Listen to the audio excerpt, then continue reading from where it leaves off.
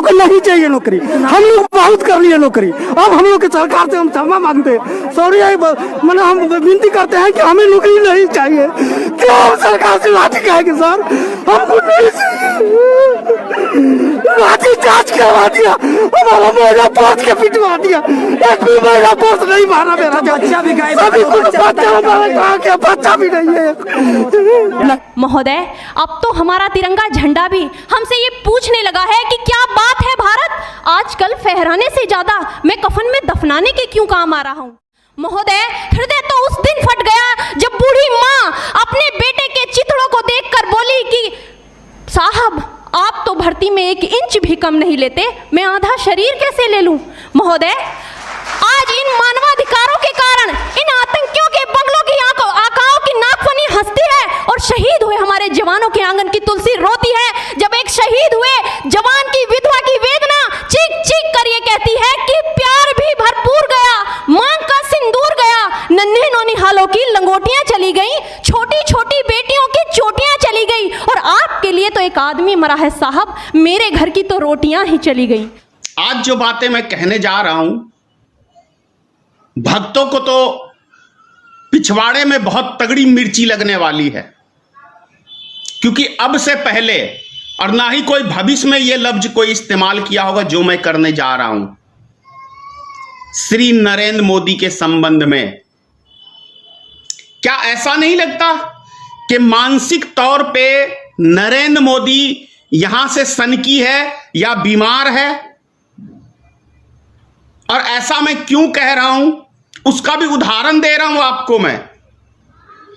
ये वही प्रधानमंत्री है जो 2020 के अंदर सिर्फ 500 पूरे देश में कोरोना के मरीज थे या नहीं थे, या इनकी साजिश कहूं या कुछ भी समझ लीजिए आप, सिर्फ 500 मरीज के ऊपर पूरे देश को लॉकडाउन कर दिया था 3 महीनों के लिए।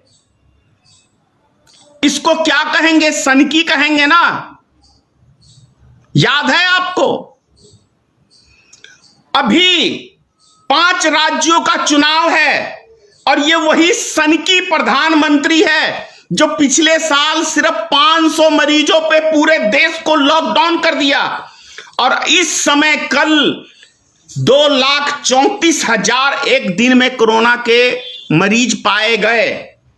तब ये 5 राज्यों के चुनाव में चुनाव करने में व्यस्त है।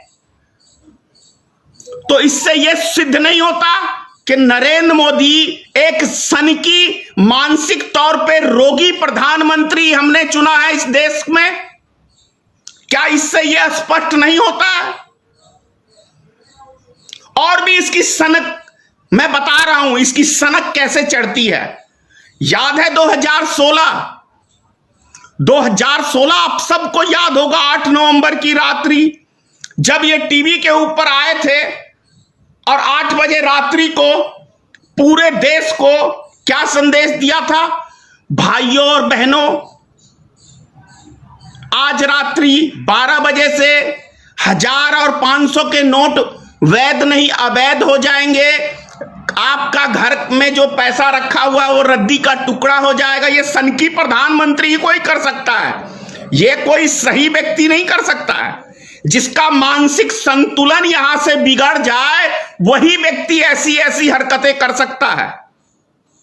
और क्या कहा था उस समय के अंदर कि हमारी लड़ाई आतंकवाद के खिलाफ है, नक्सलवाद के खिलाफ है, हमारी लड़ाई भ्रष्टाचार के खिलाफ है, और 1000 और 500 के नोट बड़े हैं, वो आसानी से उग्रवादियों के पास पहुंच रहे हैं, पाकिस्तान से पहुंच रहा है, बांग्लादेश से पहुंच रहा है।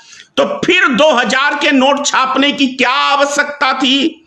यदि नरेंद्र मोदी की लड़ाई आतंकवाद के खिलाफ थी, नक्सलवाद के खिलाफ थी, उग्रवादियों के खिलाफ थी, भ्रष्टाचार के खिलाफ थी, तो 2000 के नोट छापने की क्या आवश्यकता थी, मुझे बताइए।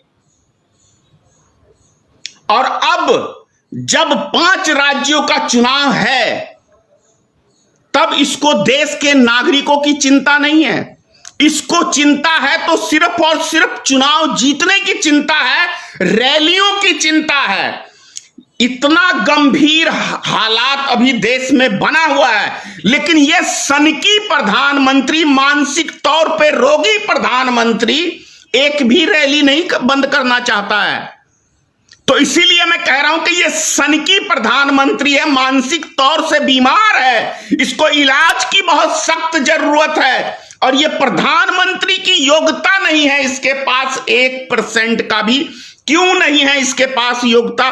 क्योंकि इसको देश के नागरिकों की चिंता नहीं है, देशवासियों की चिंता नहीं है, देश के हालात की चिंता नहीं है। इसको चिंता है तो सिर्फ और सिर्फ चुनाव प्रचार करने के लिए और रैली करने के लिए इसको सबसे ज्यादा चिंता है।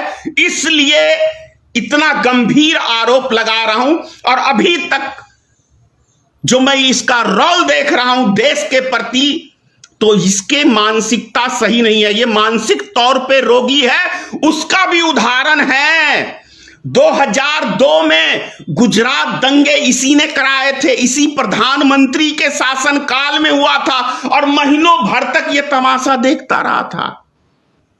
और आज भी ये मानसिक तौर से रोगी प्रधानमंत्री है, क्योंकि ये हिंदू मुसलमान की बात करता है चुनाव में जाके, अपने ही देश के अंदर नफरत पैदा करने का काम करता है ये प्रधानमंत्री। इसीलिए ये मानसिक तौर से रोगी प्रधानमंत्री है, इसको इलाज की सख्त जरूरत है। और ऐसे व्यक्ति को 1 सेकंड के लिए प्रधानमंत्री की कुर्सी पे बने रहने का कोई अधिकार नहीं है। मैं मांग करता हूं, इस देश के महामहिम राष्ट्रपति जी से हाथ जोड़ के मांग करता हूं कि इसको प्रधानमंत्री की गद्दी से आप तुरंत बर्खास्त करें। इसको प्रधानमंत्री की योग्यता इसके पास नहीं है।